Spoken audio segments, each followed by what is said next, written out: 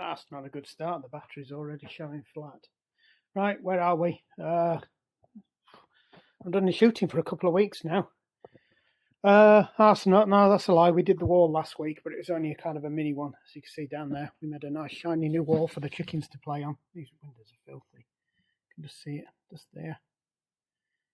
And there's a chicken.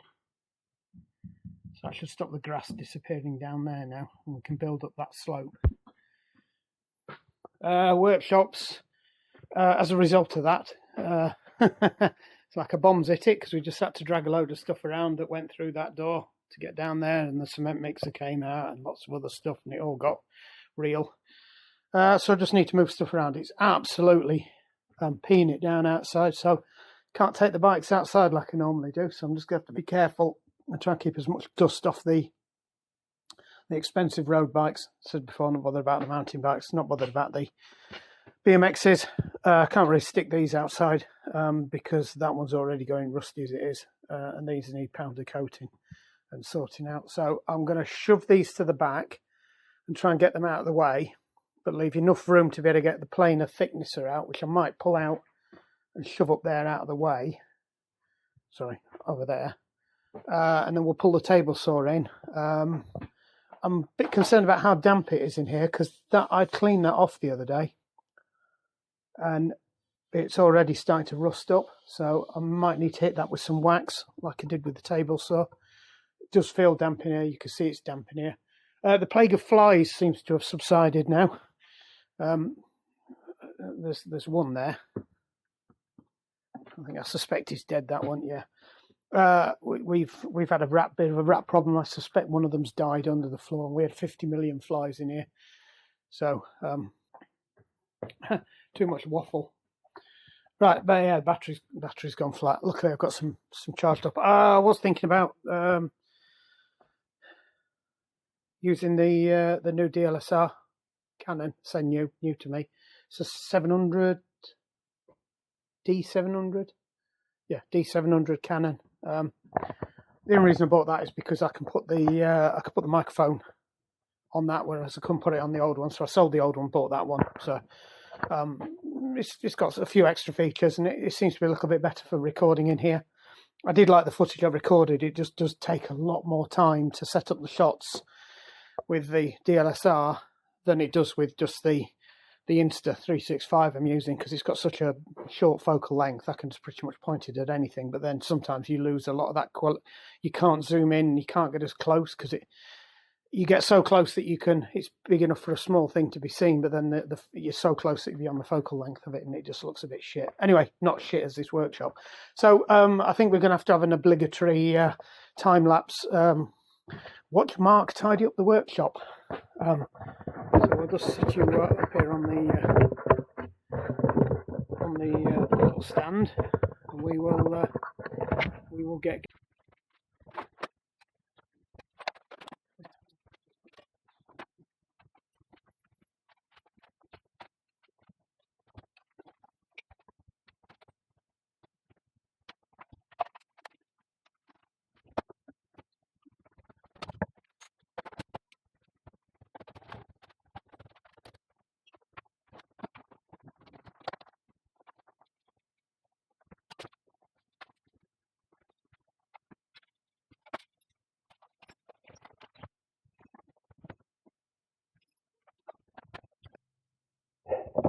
Are we on?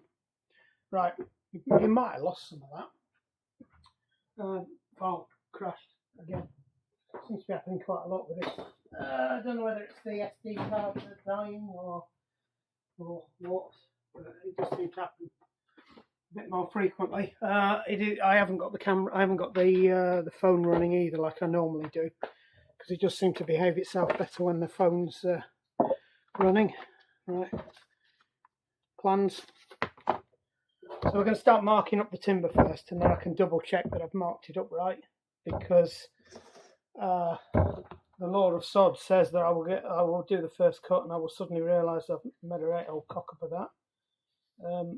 What the flipping heck are these?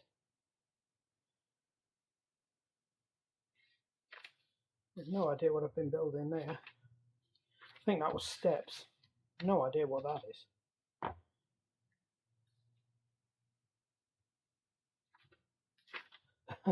This is a very old book. This is my address book when I first started work in a drafting office.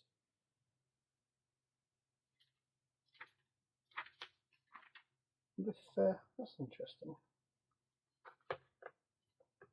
Sheffield City Council. W. Walker. Yeah.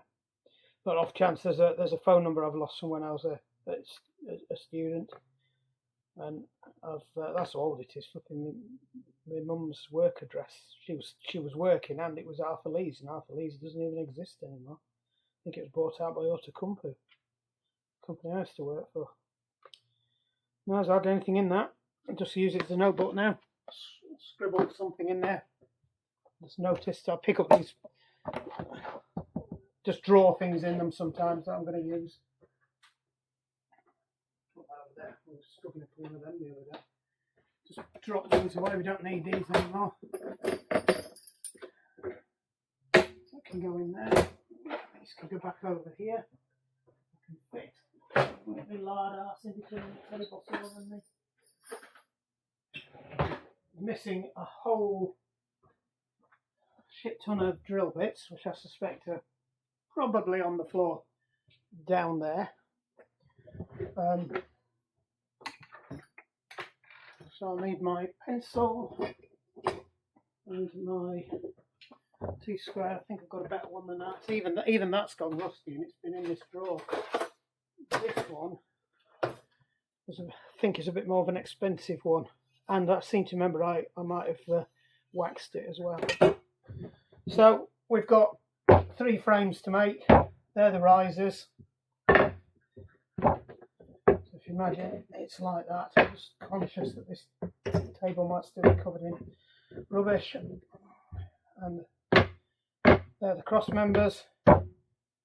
And if it only was as simple as that, we're going to do mortise and tenon joints, but what I've got to do is work out how far the mortise is going in there to give me the length I need. So I need a shoulder length first, so I have to mark the shoulder length on of the tenon. And that's effectively the gap between there and there.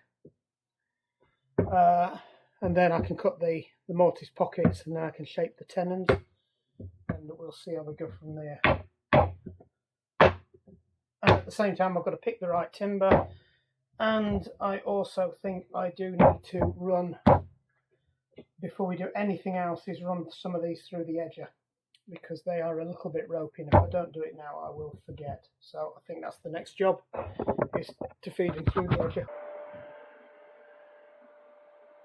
Right, apologies for the noise. I think it worked okay last time, I seem to remember. We'll crank the beast up. What we're going to do is just take a couple of passes through, just to make sure these are absolutely square. We know these two faces are parallel. So what we do is we run up against that and take it through, and I'm pretty sure that's parallel. We'll just check. This is not the most accurate tool here, but and maybe we're not.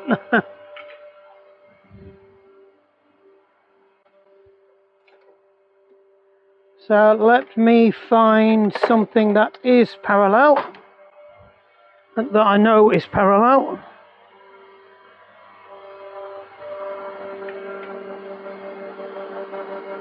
Yep, that's slightly off. That's annoying. This has been kicking around on the floor for God knows how long, so let's see if that can do it. It's okay.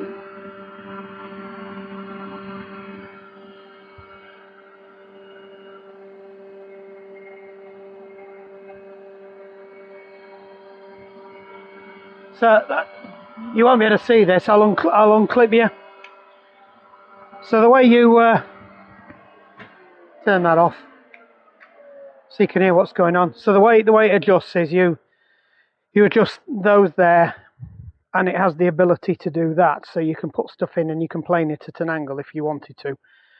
And when you have it upright, you do it. But the stupid thing about this one is, I seem to remember that the bottom hinge of this is actually part of that plate there. It's underneath. So that plate you can see under there is actually attached to the bottom edge of that and is on an angle to give it support at the base. So you're not just relying on these. So it's very hard to actually adjust it with that clamped down, because I don't think that moves freely when that's clamped down. There is a stop under there anyway. So when you set it, I seem to remember you have to fiddle about with it a little bit. So I don't know if you can see that. So you position it where you want. Actually, we'll find out now whether you can slide it with or without that piece. I think maybe I haven't slackened it off enough, or it's just stuck. Oh, there we go. Right, so let's see if you can actually do that. Oh no, it does move, so it must be in a channel underneath. So that's locked down. So that's where we need it to be, and then hopefully when we fasten these up, it doesn't move. He says.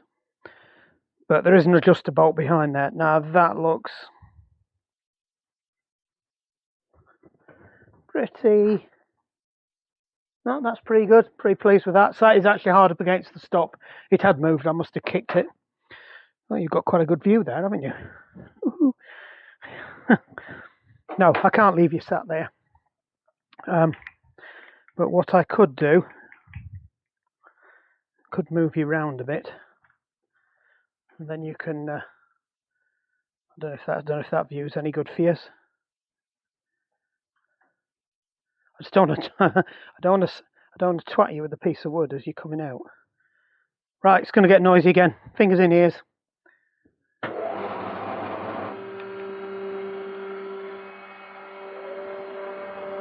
So the trick with this is don't stick fingers in the blade. You've got to watch out for kickback. We'll do one pass through. I am hoping it actually... Let me shove a sacrificial piece through first. Just see where we are with it. I've got a piece of ash here. That edge is knackered anyway. Just see where we are.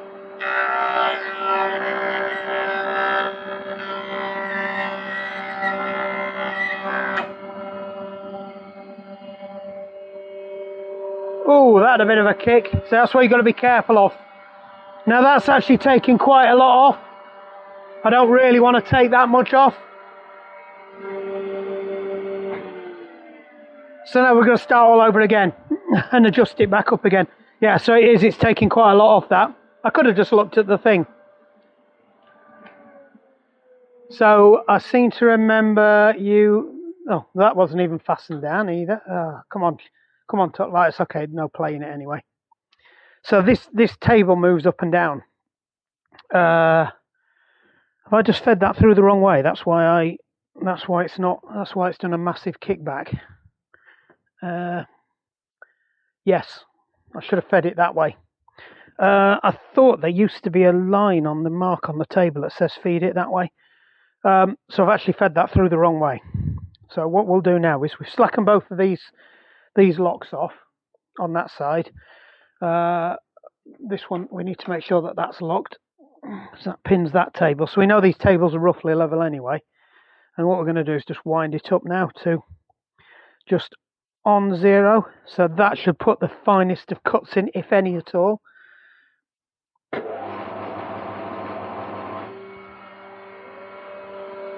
So let's have another go. That explains why I did a massive shootout. That's better. I don't feel like I'm fighting it now.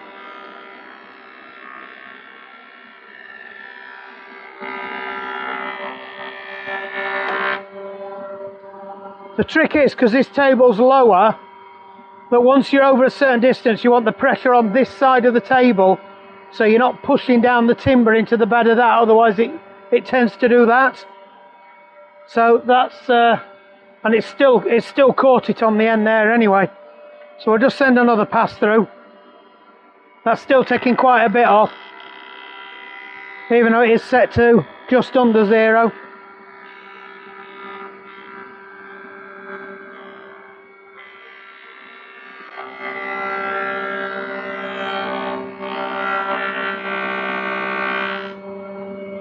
That's better. Yeah, it's a lot smoother now.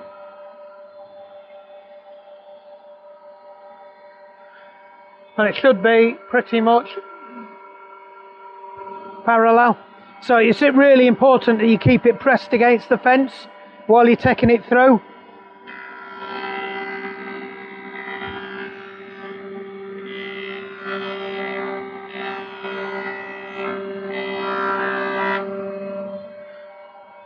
Yeah, that's spot on now. Does appear to be cutting it at a slight angle, so I'm just going to go and check the measurements again.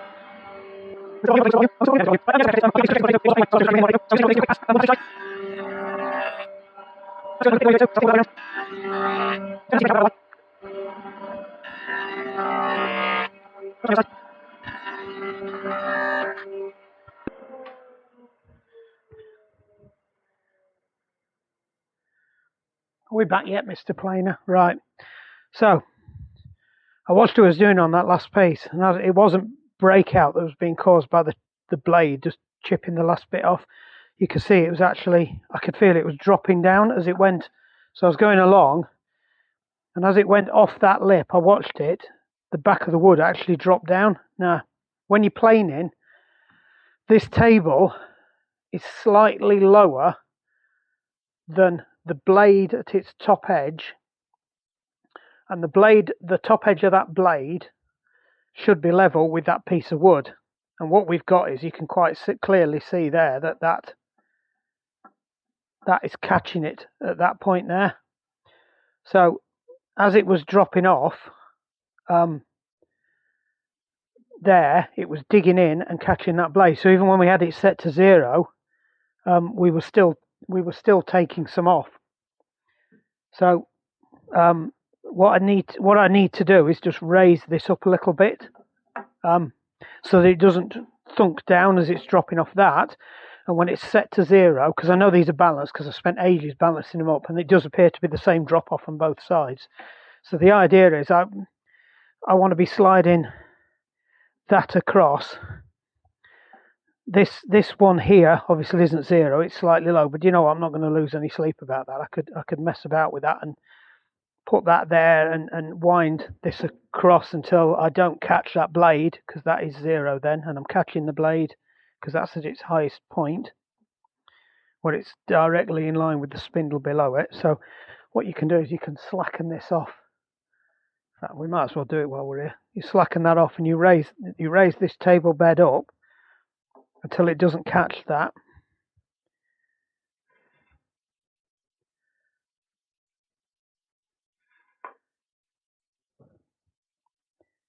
Then back it off a bit and back it back up again, because we like doing it several times.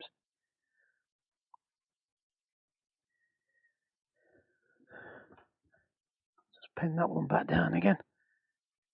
Right, that's just catching that. That's just catching that. So this is now, that's now level with the front of the blade. What we need to do is now do the same on this side and wind this up. So always do this bit first because that'll lift up slightly. So that needs to come up. Nope, that's still too high. That's just scraping. Back down again. Nope. A bit more. That's it, that's just free of it now.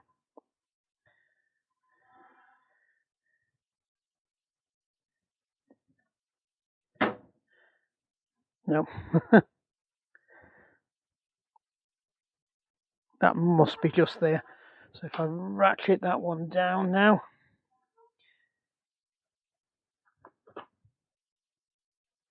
Yeah, that's perfect. So now we're straight away across there, and we are just, you can hear it, it's just skimming that. So that's perfect.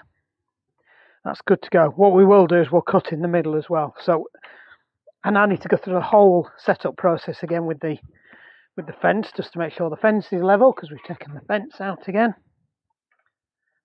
Do you know what? Just buy plain timber and take take your chances with the fact that 9 times out of 10 the stuff you buy from shops is absolute garbage, rather than picking your own, and because it's a lot easier. You don't have to have temperamental machines. Now, if I was old Norm at this point, I would have some fingers on here, but I can't get to them, I don't think. Or can I? I might be able to. I get a set of fingers. So you can make these out of wood, and what they are is you just put them on there, and you G-cramp them on, and they help keep it down at that point, so you don't have to have your fingers anywhere near that. So we can do that just for a laugh. My last chance at being Norm Abram before I sell all this stuff. I mentioned it's for sale. Might have done.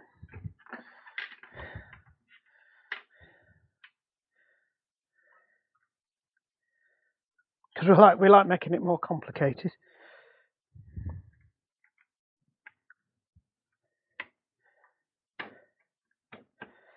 So it just wants to be so there's some light pressure on it, and there's lots of little pressure with all those fingers added together. There's enough to pin that down. I've got another one of these that's going to play. Trouble is these are getting on a bit now as well. These were my father-in-law's.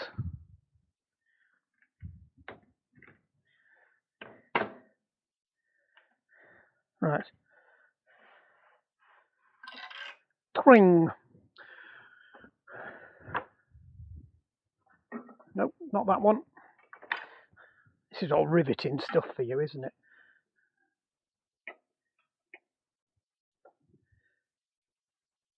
You know what? That's okay. We'll take that as a win. Right. So where did we get to?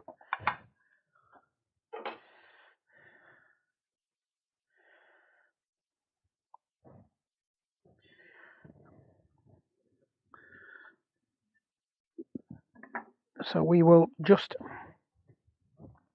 feed some of these through again. I know it's going to make them thinner.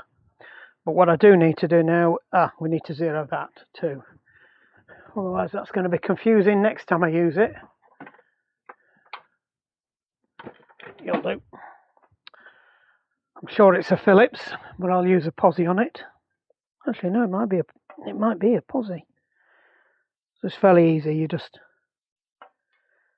slacken it off slightly and then just nudge it so it's over there. It's not the most accurate thing in the world. Oh.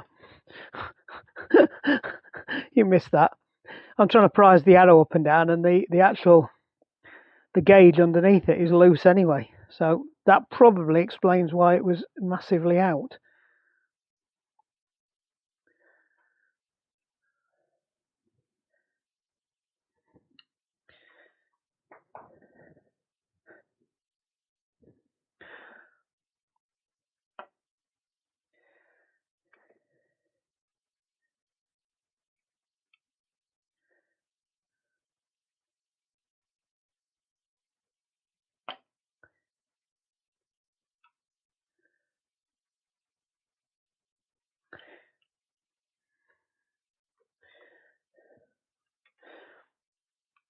It's not playing ball. Oops. It's playing even less ball now.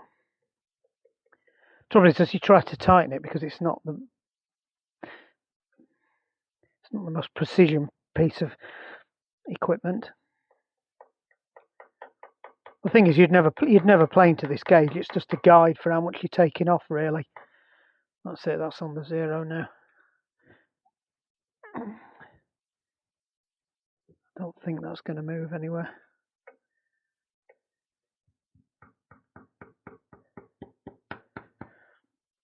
Yeah, that'll do. That'll do. Right then, so let's stick another piece of wood through. Oh. Oops.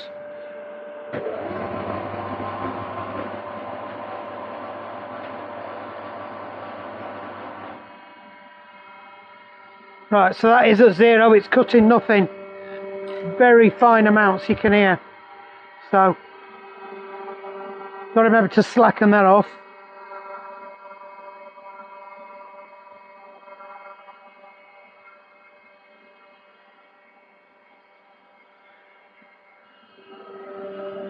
So according to that, that's probably about 1/4 of a millimetre. Yeah, I can hear it's hardly taking anything now.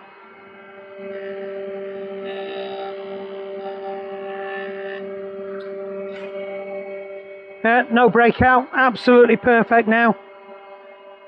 We've just got a little bit of a ridge there still from the first pass, so we'll keep feeding it through until we get past that.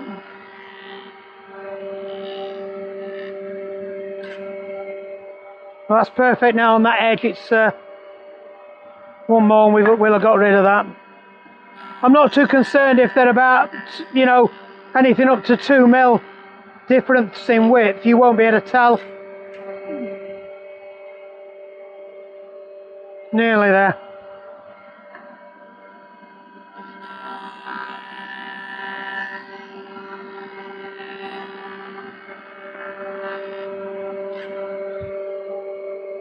That'll do.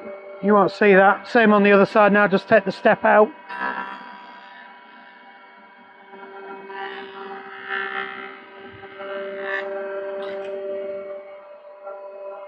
Nearly.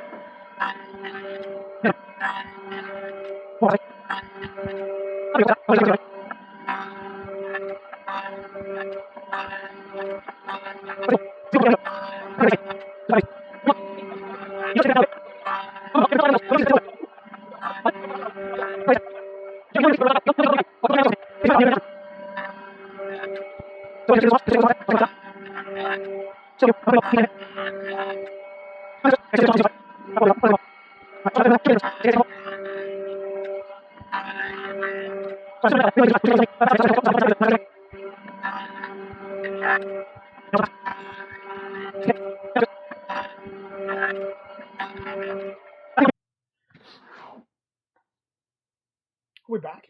Right. It's marking up time. What are we doing for power? Still charging.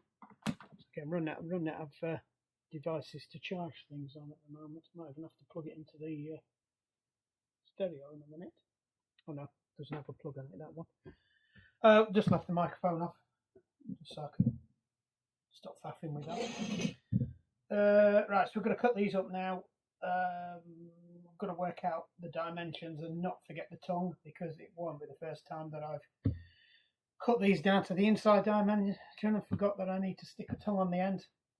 So what I generally do is I generally cut them to the actual width that I will finish at, so that would be quite a long way.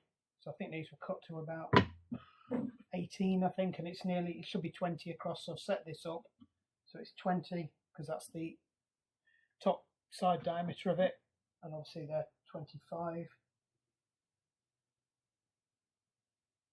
I used the wrong piece of wood on that. Yeah. That's why I'm using them on. They threw me then. I thought I'd cut the side pieces too short, but I've just realised that's a cross round. So, thickness of these, 3 inches, give or take a millimetre, because of the planing. And these, the first few I've just had a look at, are all absolutely bang on 3 mil, because I did go slightly over, because I know I'd have to plane them down. So always leave about 2 mil spare, because then it gives you some wiggle room, and wood expands and contracts anyway. What was I saying? Yeah, so 3 inches each. So I work in inches. We're doing 20 inches across the top, so the inside depth needs to be 14. So there you go, that's 14. So we mark that out. We'll mark them out with a pencil. So what I generally do, I've already marked this out. Here's one I made earlier. It's all a bit Blue Peter. Generally, the best thing to do is to mark them up somewhere in the middle, and then leave the tongues longer than you actually need them, because you can always cut them down afterwards. Because 9 times out of 10, if you don't get the pockets quite right, or you don't clear all the timber out the bottom, you might have to trim these down anyway. So it's no great shakes. You can custom cut each one to it. So that's the critical thing. 14 in there, and that's what all these are going to be marked as. Once you've got one, you can cheat. You can then line them all up. and you can start to, it depends on how long your thing is. Right. I have a longer one. Anything that worries me with this one is it is a bit dirty, so I'm not going to use that one. I could use the one I was using to level up. Now, these engineer squares I've got, they're okay for leveling a tool, but when it comes to some of these other applications, like so this is an engineer's square as opposed to a carpenter's square. These are okay. That's a bit rusty as well. This one's a better one. This is a better quality one I've got here. But you do need to check that they are 90 degrees. I know this one is, so I don't mind using this one. So there's a couple of ways you can do this. As long as the ends don't even need to be exactly accurate. At this stage, we don't really care which one we are looking at either. So I can see that even from there to there is still bang on. Line it up with the pencil marks you've already got. Allow for the width of the pencil as well, and then just cut down. Sorry, not cut down. Scribe down with your pencil. Nice clear line. Same on this side. Now, one of the benefits of actually having them all so that they're exactly the same length is when I come to feed them through the table saw. When I'm cutting the shoulders. So if I can keep them all exactly the same, I will. Because I'll show you a cheat's way of doing that later as well. Right. So I can move them on. Take down the next two. Always use the same master. So if you do introduce an error, you're not compounding the error every time you do it. One of these has got a little bow on it, but I'm not. It's about a mil out, probably maybe half a mil out. It's got a bit of a rock on it. I did notice one or two of them as they were going through the plane. I went a bit quiet at the end, which usually means that they're running out.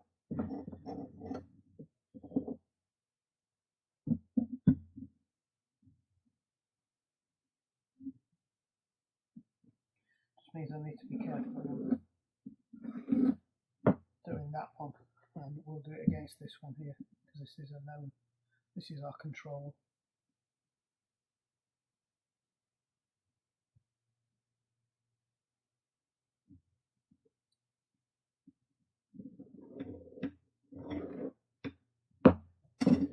Same again, drop them on there, last two. I think we had a spare. Got to remember that's going to stay on the inside. Just a little notch floor in the wood, that. They are pretty all identical on the length, so I'm not too concerned about that. It is always better if you can put the square on the opposite side to the line that you're aiming at, so that you're kind of balancing out any potential errors that you might have. Probably makes sense, or probably doesn't make sense.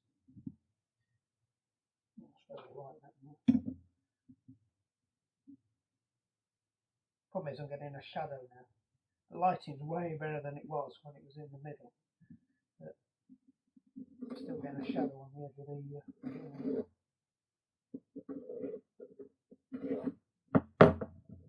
right. It's not fine cabinet making or parquetry or anything like that, so anything within 0.5 millimetre is good enough for this. Right, so that's all then marked out now. All we need to do is just mark off the shoulders. So that's simple. Technically, we don't need to do this because we're going to machine cut them, but if I was doing it by hand, you would definitely need to mark out the shoulders, and I would be cutting the joints as well with a knife. So that's the difference between carpentry and cabinet making. Is with carpentry, it's more rougher. A couple of carpenters will argue with me, but when you get into cabinet making, because the joints are so precise and so tight and so visible, you have to make sure you don't get any breakout when you cut anything. Because you have to cut up to the line, what you do is you get a knife and you cut the line with a knife, so when you're cutting up to the line, you don't get any breakout on the line. Now, as a carpenter, you won't bother with that. Oops, I have no idea what that was. It just fell over.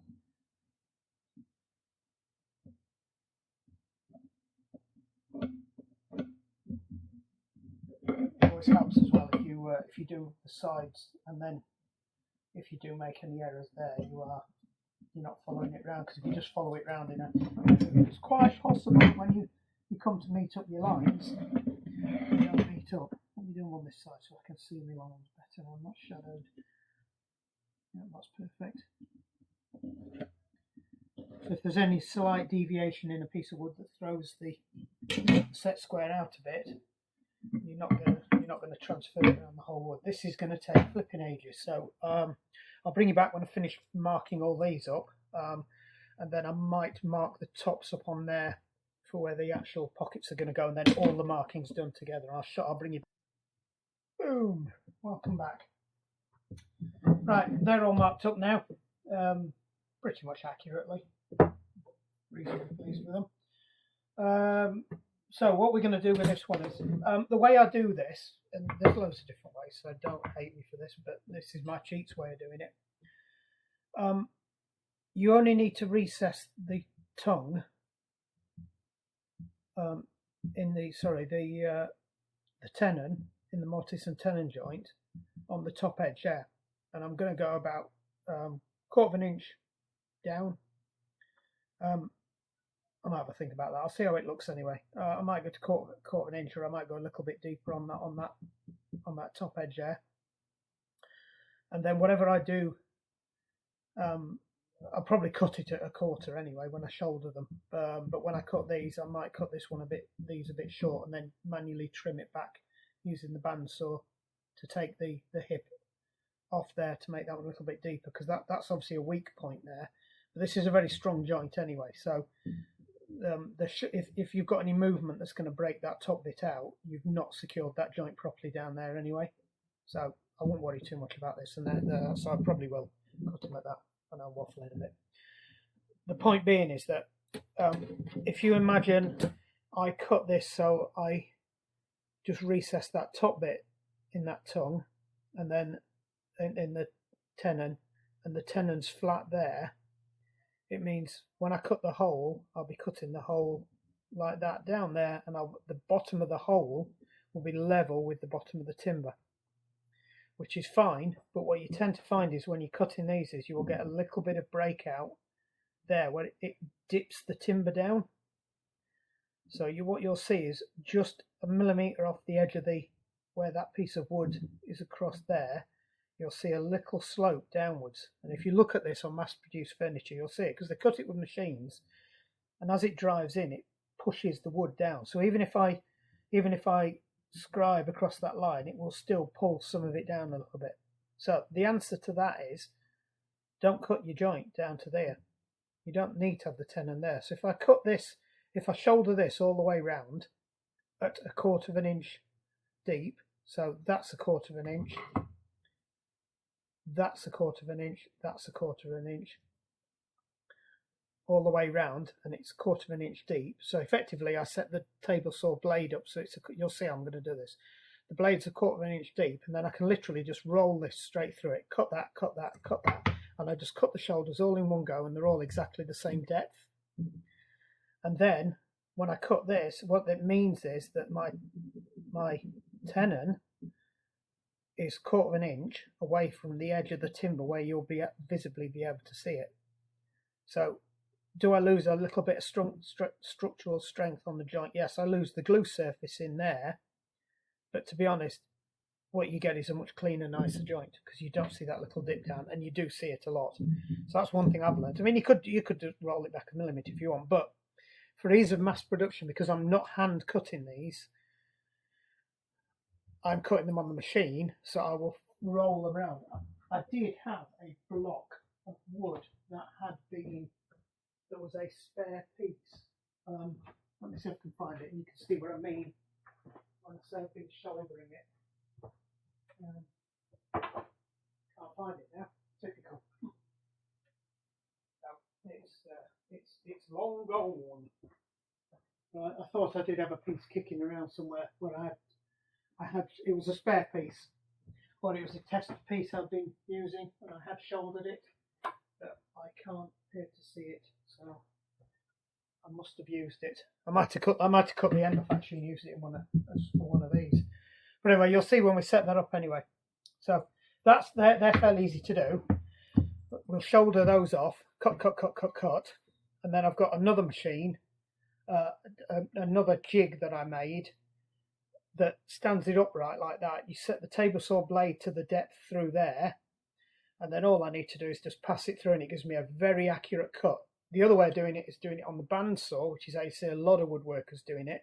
But the problem with the bandsaw, when you're going into that depth, is the blade will move, and can you see? You can, as you see, the timber there has got a grain in it. It will pull the band to follow the grain. So what you'll end up with is you'll end up with your shoulder there, and you'll end up with something that looks like that because it pulls it down. Whereas when you do it with the table saw, because it's a stiff blade and it doesn't give a monkeys what the grain's doing, it will literally just carve through and you'll get your perfect end. And because of the way I'll set it up again as well, we can do the hips. But with the hips, I don't mind so much because it's a lot thinner and it's a lot closer to the table. I don't mind feeding those through on the bandsaw to take those edges off when we cut down there. Because if you imagine put that up here. If you imagine we've cut that piece through there and that piece through there, so we'll have 3 pieces of wood effectively down there, right? And those pieces will fall off, but then we've still got the piece of timber that we need to cut off there, off the top, and the same down there. Now you can do that in the bandsaw.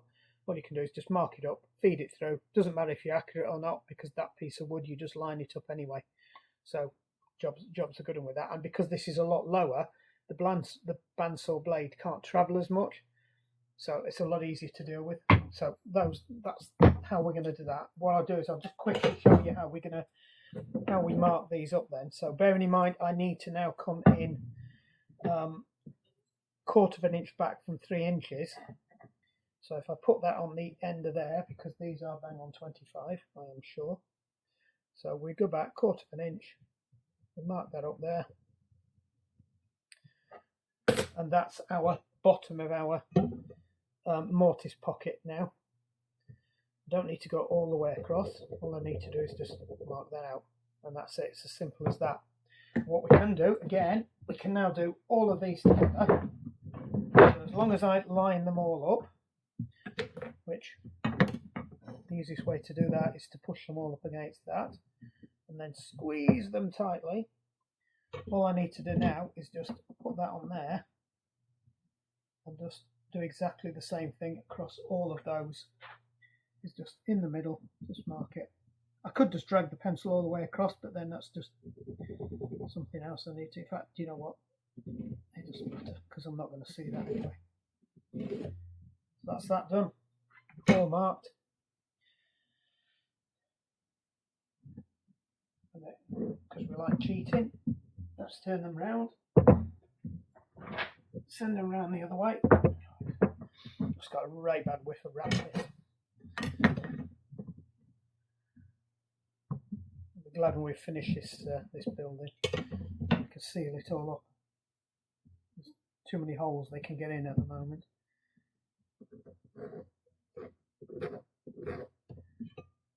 Right, so that's all that done. The only one that's not done is this one on this side. Look at that, all absolutely perfect. So I'll just do the same thing again, mark off that.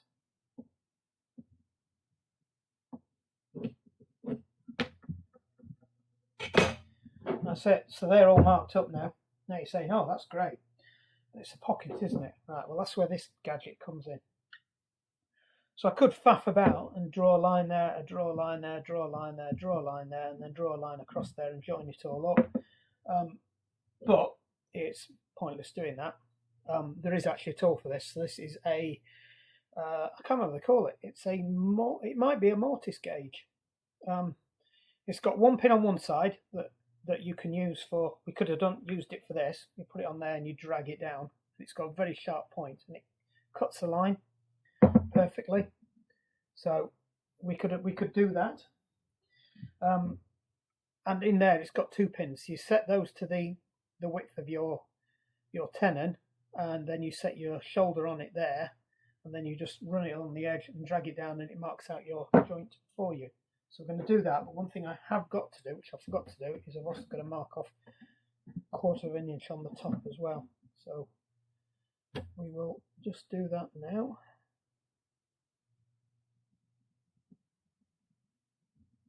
So that's 1/4 of an inch there.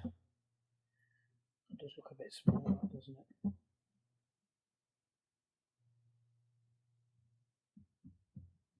I don't care, because it's a frame anyway, so it's not going to be put under much pressure.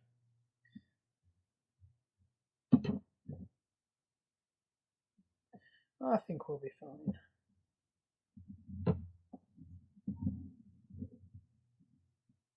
Make sure they're all pinned properly.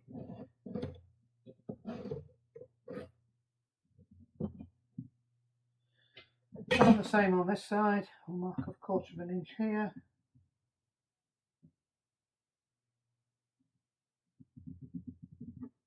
And just make sure that they are all level. Yep, they are all level.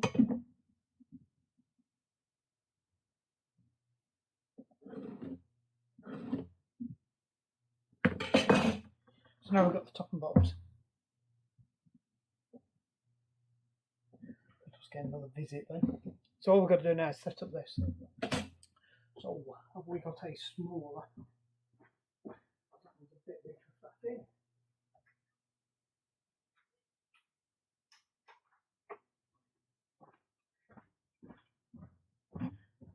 Now this has always been a bit tight, and the longer you leave it, the worse it gets. So I just need to slacken it off again now. Come on, that's it. You used to have a little pin on there as well for sliding this one up and down, but that appears to have snapped off in the drawer. That's it, we're getting there now. Nearly moving. I almost don't care about that bit anyway. So as long as that's slacked off, I can. You see, that actually moves quite easy. So that's the first thing you do, is you get that to, because that will also be 1/4 of an inch, because we are at about 3/4 of an inch on most of these. Actually, we are slightly over, so that's going to make life interesting, but that doesn't matter. The important measurement is the 1/4 of an inch in the middle, because the tool's a 1/4 of an inch, so we're kind of stuck with that. So that's the one that's important. Come on.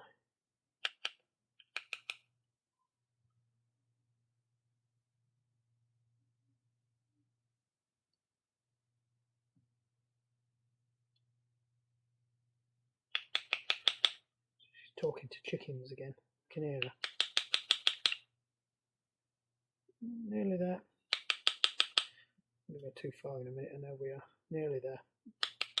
An 1/8 to go.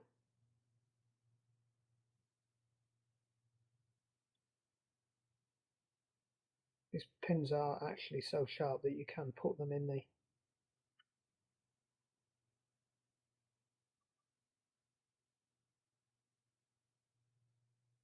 a better one to aim at.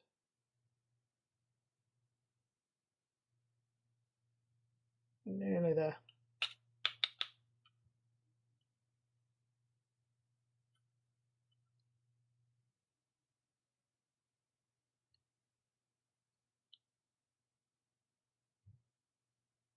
I think we are about there.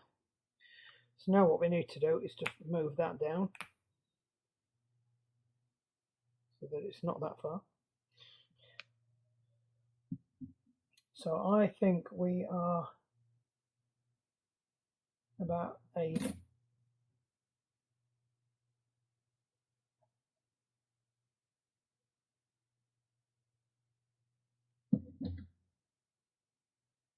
smidgen over a 1/4 of an inch to centre it.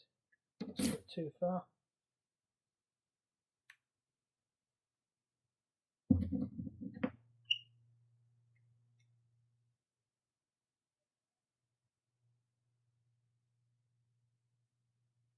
I think that will do it. So just to check, to be on the safe side, I'm going to mark up one of these and put it out of the way so it's clear. Now the trouble is that the thickness of the pencil is not. So we're gonna mark it from the middle, just get them so they're about balanced. Get it as close to the line as possible.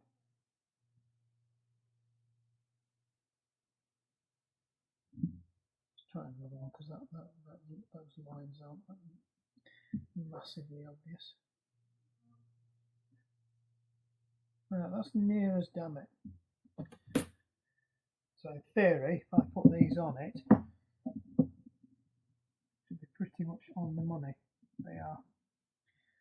So just make sure that's fastened up.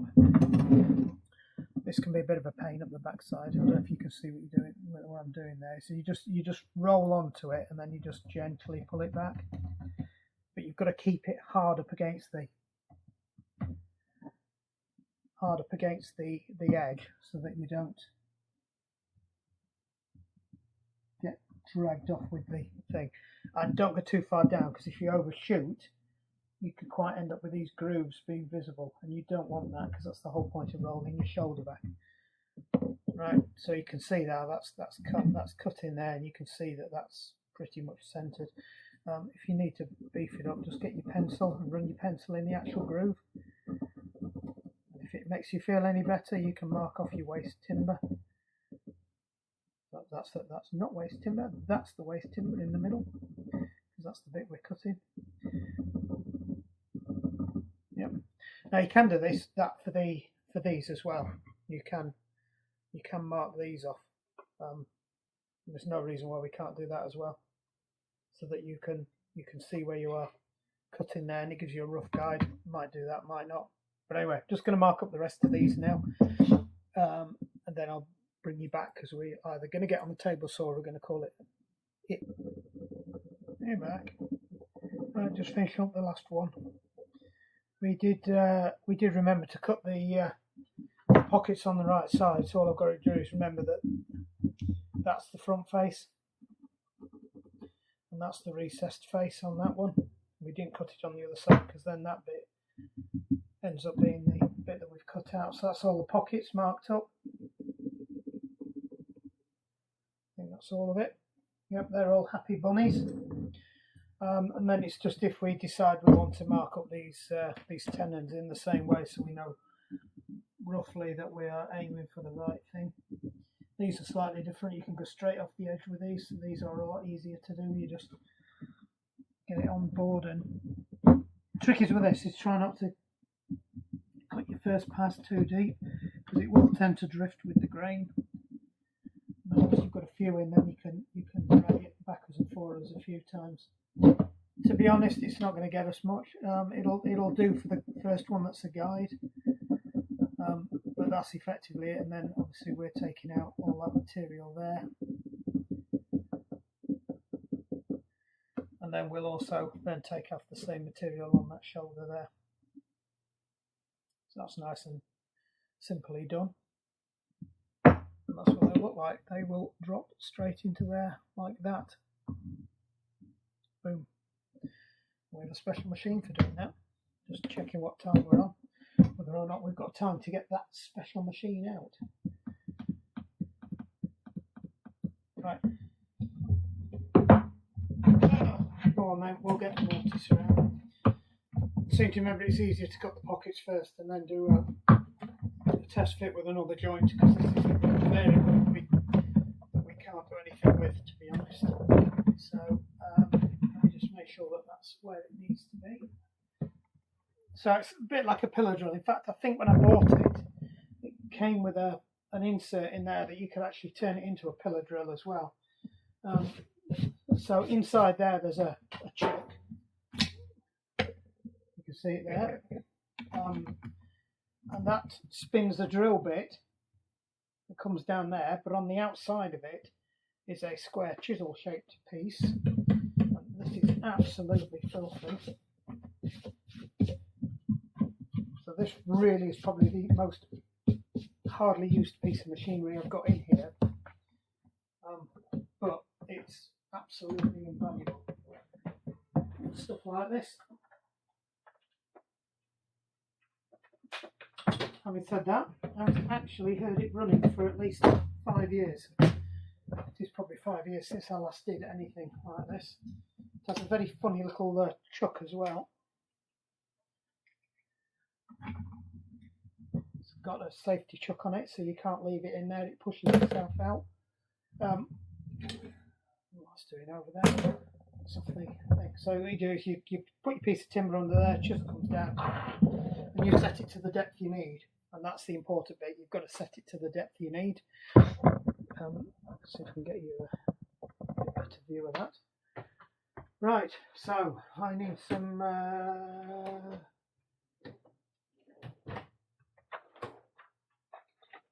mortise pits. Now we are doing the 1/4 inch, which is that one.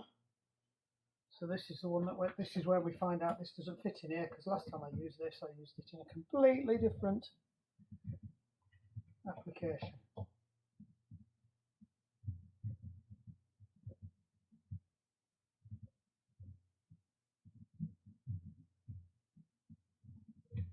So ideally you're supposed to fit that up to there, and then you set a, I can't remember how you do it then. You set a distance, and then you make sure that that's only just touching, but for some bizarre reason this isn't going all the way up. I can't remember whether I've used this one in here before. No, that's hit the top of it. So what we're going to have to do is we're going to have to improvise a bit. We're going to have to bring that down. To be honest, as long as it's hitting that, I don't really care. It's if it goes off the bottom of it. The most important thing with this is that this is square with the timber. I think I probably am going to have to cut a little bit off the end of this. So that's too long. That wants trimming down.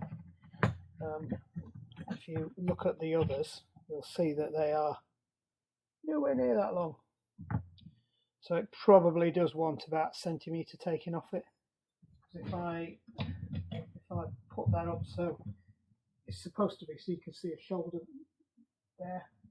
Can't remember, you set it up so it's hard, and then you slide it up to 2 pence thickness or something. I can't quite remember, but generally you do it by ear as well. So I think we need to take at least an inch off that, to be honest. That's going quite a long way up there. So I'll bring you back when I've done this. Might as well show you what I'm up to. I'm going to use an angle grinder for this because it is very hard steel. To sit there all day with a Dremel, or certainly won't get through with a hacksaw. Well, I might do eventually. But the easiest way is just to whiz it off quick so it doesn't transfer that much heat. Otherwise, they can drop down.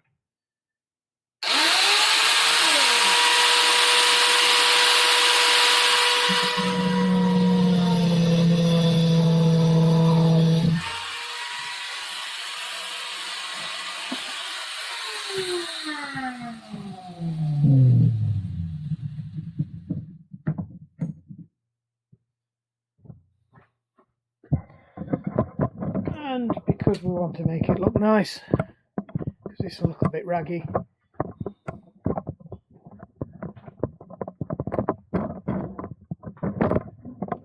this is down there cuddling chickens again.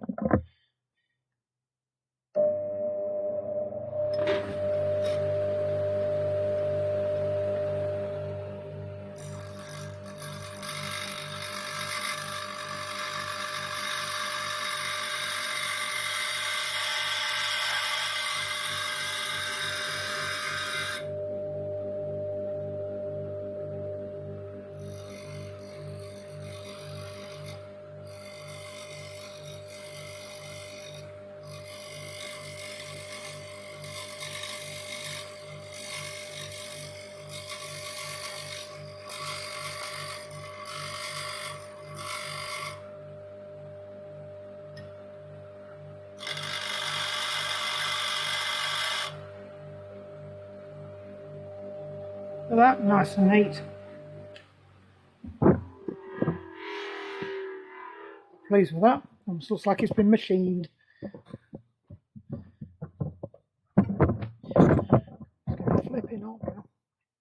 So this should go up there now and fit. So there is a thing to sharpen these. I think I showed it in one of the other videos. I can tell you do not need that because I can feel it sticking in my fingers. That's perfect now. So with a lot of this, you have to eyeball this one in. And then present your piece of wood and see if you can get it to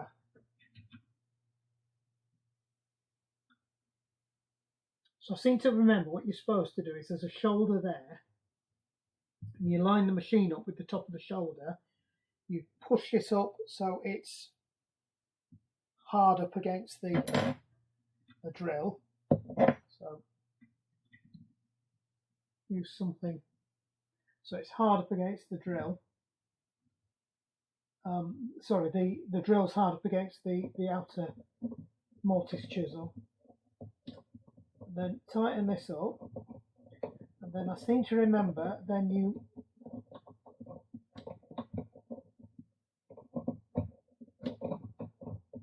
this is going forever this. Am I turning it the right way?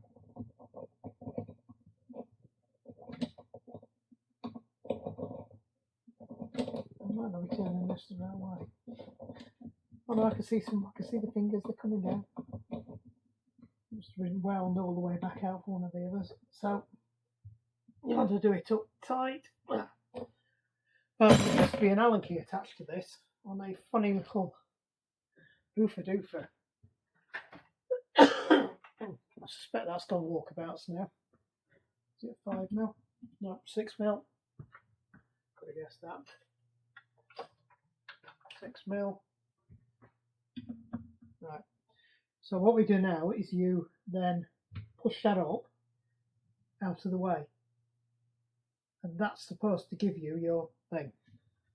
So if you look, they have a ridge on. Right, and they're all slightly different. The bigger they get, they're designed for that. So the idea is you don't want that spinning in there. Right. I think that I seem to remember the idea with the setup on this is you set it up so that's at the bottom and then you move that up out of the way. And what it does is it gives you some clear distance. So that's then free of that. It's not going to bind on it. I think when I first started using these, I didn't tighten that up. I had it too tight and it used to grind into it. So that should be it. And if I get a piece of sacrificial timber, that piece will do. So I mark this up exactly the same because I think it's the same width as these. I planed it down to them. So this is as good a piece as any as a tester piece. Where's my mortise gauge? So let's do it properly and mark it up like we've marked these up, and we'll do a test cut. So I can't because it's too big compared to the others. So we'll set the depth later. So it's 1/4 of an inch back from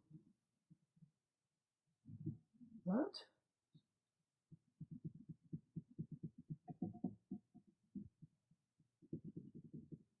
Right, and then we've got 1/4 of an inch back from that.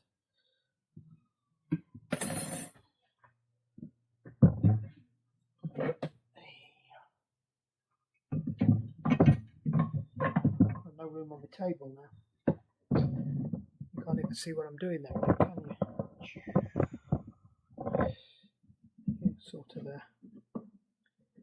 So I'm just marking this up the same as I marked the other. I know it's not the same width or anything, but it doesn't really matter. I'll set the depth later because you can't set the depth with a pocket anyway. So I just want to check that it is cutting it roughly where I want it to cut it and we're not having any issues. Same before, scribe one way, scribe back the other. Should be about right. Mark it off. Colour it in. So we know what bit we're taking out. And then we can use this to line this up. This will be a bit of an issue because we'll have to change this. So this whole thing is the most flimsy, rubbishy thing you've ever seen. So this hold down tang is for when you're pulling the timber back out. It's not there to pin the timber down. It's so that when you hold the timber down, it's so that when you lift the... Sorry, you're not even watching, are you? Right, so this fingery thing here, that's not to pin the wood down, because otherwise you won't be able to move it across. That's there for when you're releasing the mortise bit out of the wood to cut the next pass. It just scrapes the wood off the timber effectively, so it doesn't have to be tight. It doesn't want to be tight. So the only thing we need to do now is, you don't, this piece here doesn't need to be exactly square, because, and equally that tool there that I've just centered up doesn't need to be square. What it does need to be is square with the timber. So it's a good idea if you can get this square, as much as you can. I might have to stick so you can, I don't know if you can see that, I am just a little bit off. So it's a little bit of trial and error with the first one. Once you get it set up, then you can just copy it across for all of them. But what you've got to make sure is that you are absolutely bob on, because you're going to be cutting them all the same. So I've gone too far with that one now.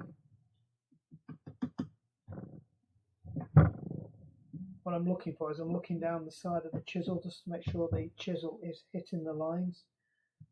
Now if your chisel's slightly off, you just tilt your table. You can move this a little bit the other way to line it up with the chisel.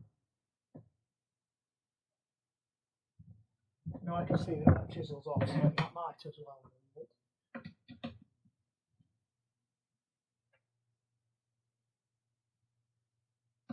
Should be about right. This does need to be tight because it will pull the chisel out. And if it pulls the chisel down, it'll catch on the cutter. Nearly there.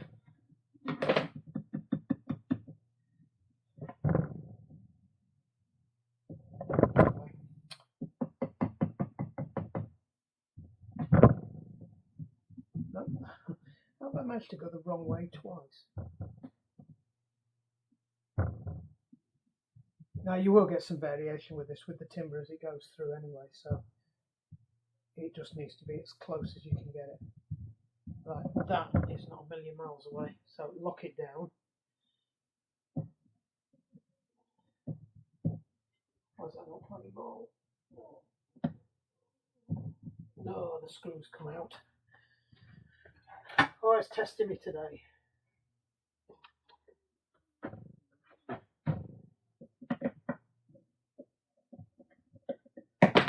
It's genuinely got stuck. It's got stuck.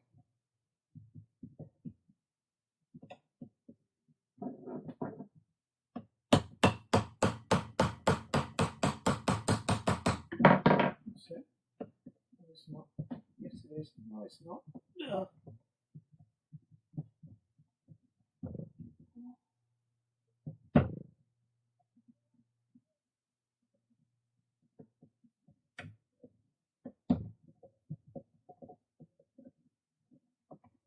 So this is supposed to pull up and come out of the teeth, but it's not coming up hard enough.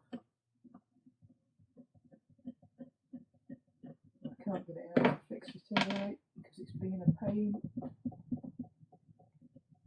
I'll have to reset all this lot again now. You see there's a gear wheel in there, and this is supposed to come up and down on a spring, and it's not, so it's yet another machine I'm going to have to fix before I can use it.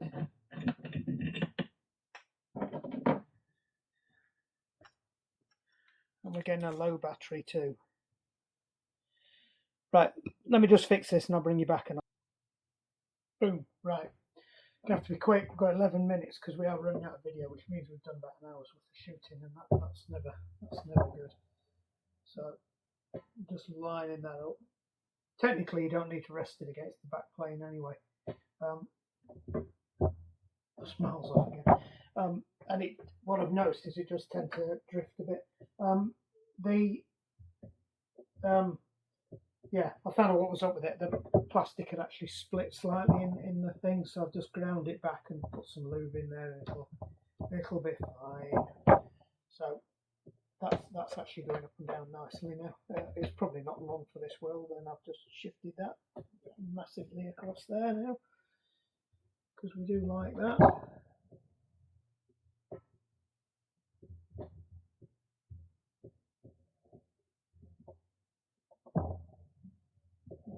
Out now. That's how we roll. I'm going to be here for hours. I seem to remember I was here for hours last time I did this, and then ended up handballing it. So as soon as I tighten it up, it just jumps up. It's not the most precision piece of equipment, but like I said, it has completely jumped again. And it doesn't help that it's not tightening it down very hard either. So, you know, when it's, oh, there we go, and that's probably the end of the plastic giving way.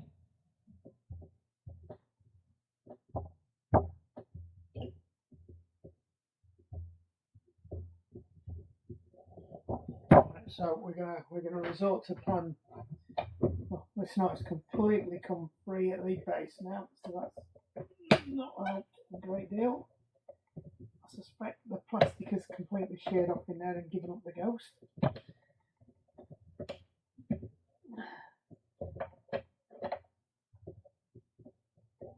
I'll have to put a knob on that, I think, because that's not very well at all.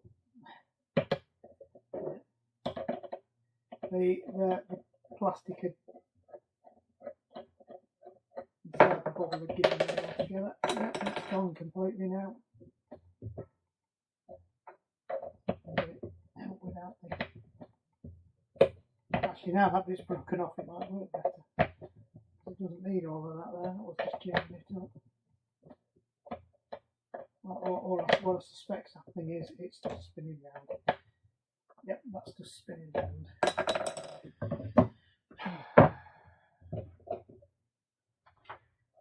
have no idea how we're going to get that out of there now.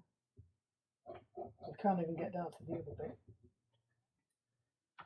Let me see what we can do. No,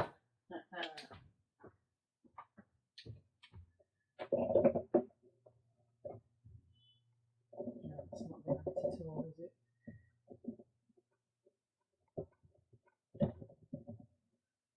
Well, there is a flat bit on it, so I can just get through to that.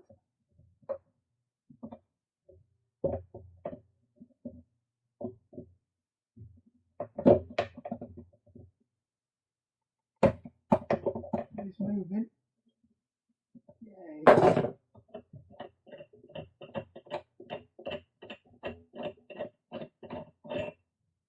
Yeah. That's not a lot good. Right, so we need something else, but first what we're going to do is fasten this back down, because that's never going to work if that's not straight.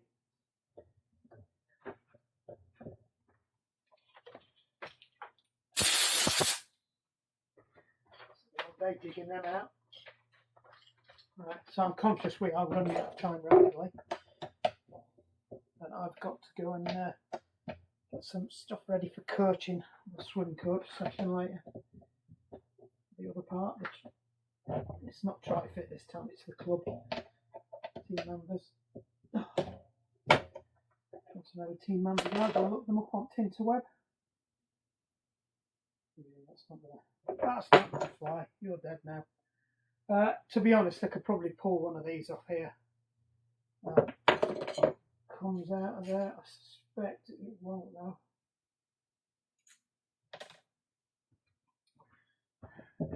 And another session of fixing machines.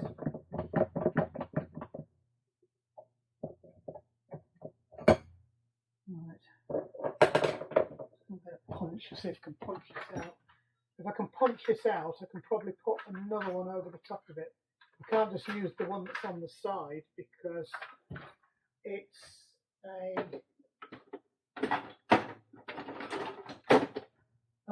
the bolt's not as long, so I need to recover this bolt out of this one.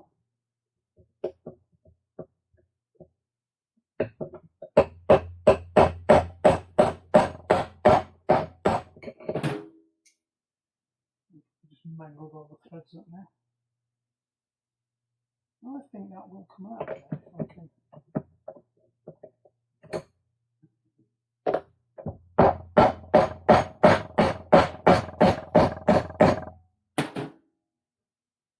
Right, that's that in.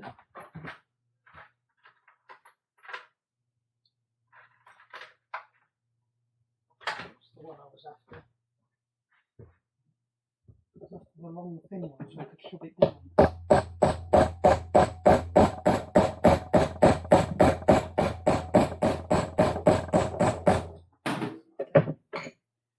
think that's bonded onto there.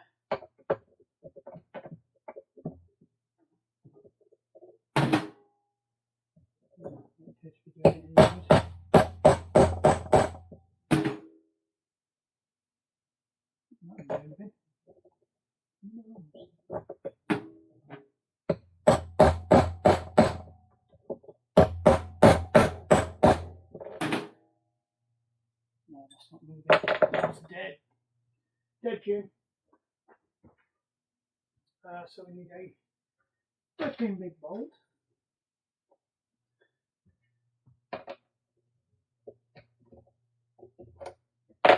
No.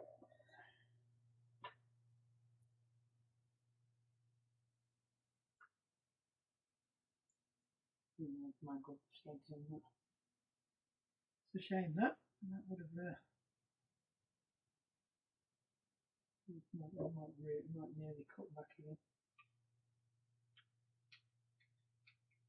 Oh yeah, yes.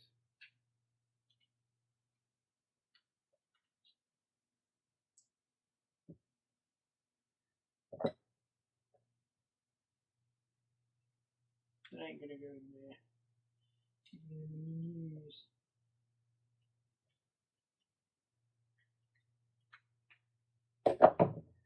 Right, I think we're running out of time. I don't think I've got anything that big. I did have a pot of bolts for doing this. I'm wondering away to myself in the distance so you can't hear me.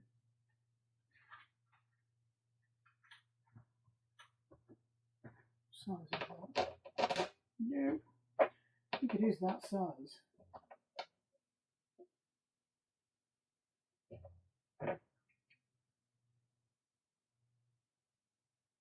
This is some freaky Chinesian size. Actually, that looks like a finer bolt, nothing.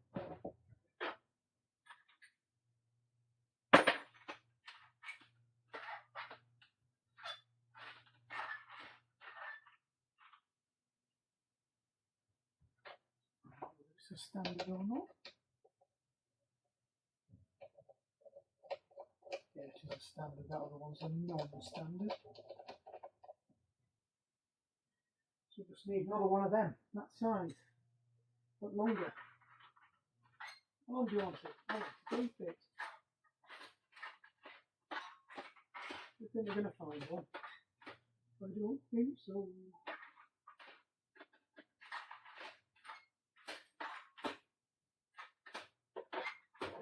I'll take the dregs now.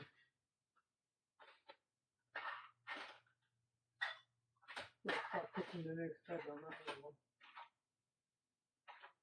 No, there's nothing in there that's similar size. It's not quite big enough. Nope. Not quite big enough. That's long. Don't think that's long enough. Don't think it's long enough. Size we got in here. No, that's not. That's a little one.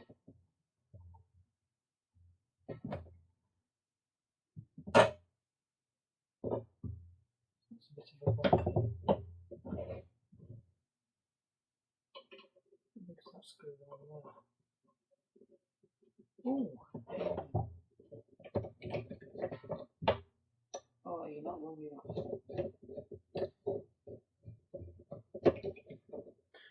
Right, well,